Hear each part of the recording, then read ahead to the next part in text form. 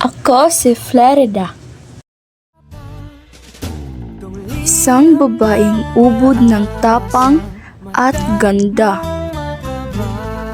Wala naman akong mahika, ngunit napaibig ko si Aladdin, ang prinsipe ng Persya. Ako'y nanirahan doon ng mapayapa, pag-ibig na may puno ng kilig at sigla. Ngunit sa di ko inaasahan, aking minamahal ay nawalay ng biglaan. O aking Aladdin, aking minamahal, nabalitaan kong ika'y pupugutan. Nakabilanggo sa kulungan nang dahil sa mamong puno ng kasakiman. At ang mas mahigit pa sa isang parusa,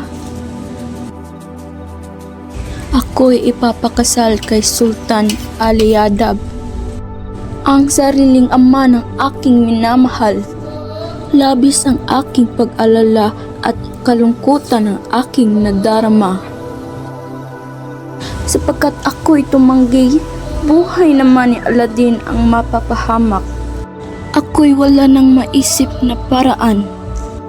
Ngunit hindi pwede, sapagkat ang puso ko'y hindi bayaran. Hindi ako isang laruan na maaari lang angkinin ng biglaan. Sultan Aliyadab, hindi ikaw ang aking minamahal. Bumuho man ang mundo'y hindi kita papakasalan. Mga demonyong taga-Persya, ibalik nyo ang Aladdin kong minamahal. Hindi ako susuko ng ganun-ganun lang. Kaya sa araw ng aming kasal, ako'y tumakas upang hanapin ang aking Aladdin sinta.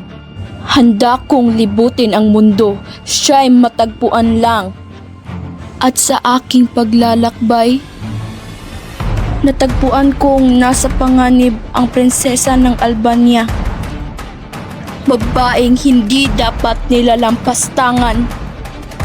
Kaya hindi ako nagdalawang isip na panain ang Adolfong puno ng kasamaan. Sinigurado kong Laura'y nasa mabuting kalagayan. At sa hindi inaasahan, aking Aladdin natagpuan ko na. Ang puso ko'y puno ng kagalakan. Kami sumama kina Florante at Laura. At di kalaunan kami binasbasan bilang mamamayan ng Albania.